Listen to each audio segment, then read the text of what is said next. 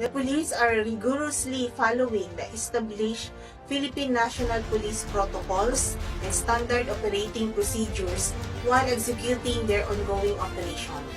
This commitment ensures that all actions and decisions are made in accordance with the highest standards of operational integrity and security.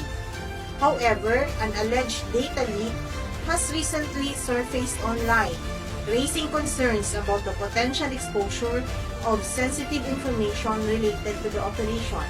In response to this development, an investigation has been initiated to verify the authenticity of the leaked data. The authorities are conducting comprehensive review to ascertain whether the data leak is legitimate or if it may be a false claim or misinformation.